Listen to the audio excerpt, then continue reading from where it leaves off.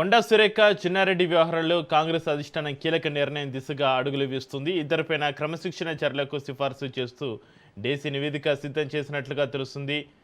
ఈ తుది నివేదికను నేడు పీసీసీ ఏఐసీసీకి అందించనున్నారు. పార్టీకి నష్టం కలిగించేలా నేతలు చేసే వ్యాఖ్యలను ఇకపైన ఉపేక్షించబోమని క్రమశిక్షణ కమిటీ స్పష్టం చేసింది. ముఖ్యంగా సీఎం కుటుంబంపైన కొండా సురేఖ వ్యవహరించిన తీరుపై కమిటీ అభ్యంతరం వ్యక్తం చేస్తుంది.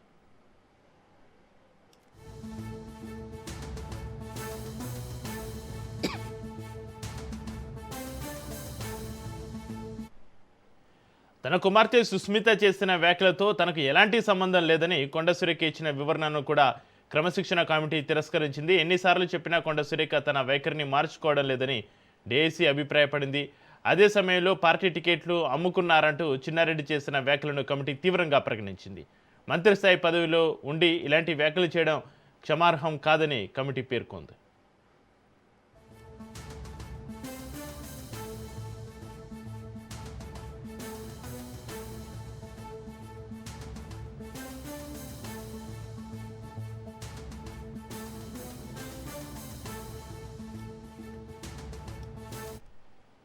వ్యక్తుల కంటే పార్టీ క్రమశిక్షణే ముఖ్యమని, లైన్ దాటిన నేతలను ఉపేక్షిస్తే అది చివరికి పార్టీకి నష్టమే అని కమిటీ స్పష్టం చేసింది. మరి తుది నివేదిక ఆధారంగా కొండా సురేఖ చిన్నారెడ్డిపైన అధిష్టానం ఎలాంటి చర్యలు తీసుకోబోతుందనేది హాట్ టాపిక్గా మారింది.